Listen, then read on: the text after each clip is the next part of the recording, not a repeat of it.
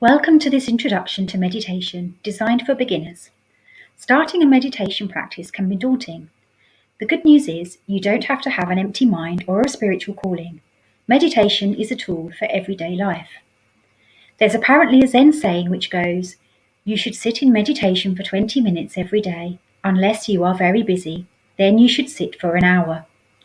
So, what benefits can meditation bring to a busy life? First of all, let's clear up a couple of misconceptions. Meditation is not about clearing the mind of all thoughts. It is about noticing the thoughts that come up, so that we begin to identify as an observer, not as the thoughts themselves. We're all familiar with getting lost in our thoughts and believing everything they tell us. Occasionally, we may catch ourselves and say, "What am I thinking?" Meditation helps us to catch ourselves more frequently. For example, we may notice that many of our thoughts are to do with what work we still have to do. In meditation, we register those thoughts, but we do not let them become a chain where our mind is racing and we feel stressed and need to get up and add to our to-do list.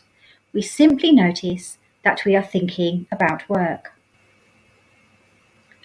Or we may notice that a lot of our thoughts are about things that went wrong in the past or what might happen in the future. In meditation, we don't engage with those thoughts. We come back to what is happening right now. Secondly, meditation is not about getting somewhere or achieving something. It may be strange for us, with our conditioning, to pursue an activity that is an end unto itself, with no specific goals. It's helpful, when starting out, and along the way, to remember that when we are sitting in meditation, whatever happens, we're doing it right. How does meditation help us? Everyone's meditation journey is personal, but some of the main benefits are as follows. Firstly, in sitting quietly, we allow our sympathetic nervous system, the fight or flight response, to take a break.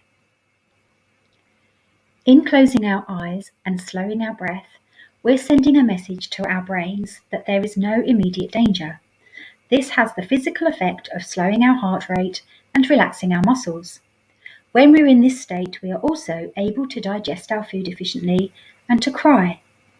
Over time, we may move more slowly, breathe more deeply, sleep better, and be more capable of being silent. We may begin to view our internal landscape as a sanctuary. In sitting quietly and noticing our thoughts and feelings, we begin to recognize that they will pass if we allow them to.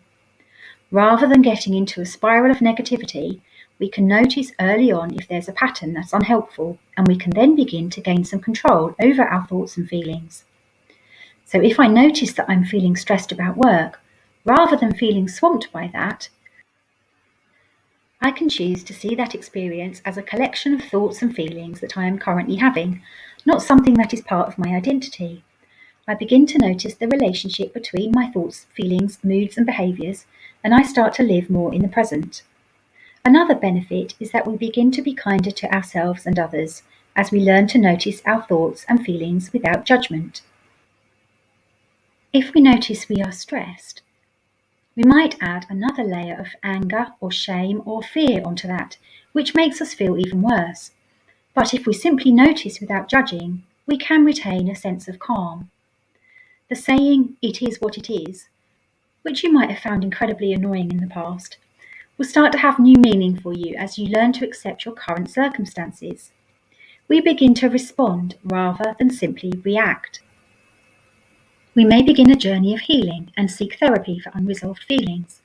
We may start to have ideas and solutions appearing in our meditations as we quiet the mind of all the other stuff that gets in the way. We may notice more things in our environment.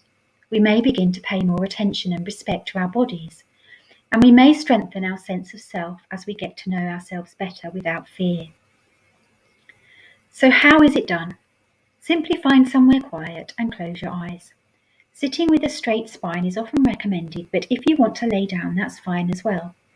To help you focus, many meditators use what is known as an anchor. This is something you can return to again and again when your mind wanders, which it will. Usually the anchor is the ebb and flow of your own breath, but it could also be a phrase or mantra, or listening to the sounds around you, or focusing on various parts of your body. Once you've decided on your anchor, just sit and notice what happens.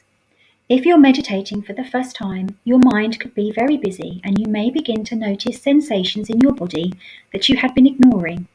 See if you can allow any physical sensations to be there without judgment and experiment with breathing into that area of the body. Feelings that arise may be powerful as you start to attend to them now. It may be difficult to identify exactly which emotion you're feeling, and you may be feeling a combination of things.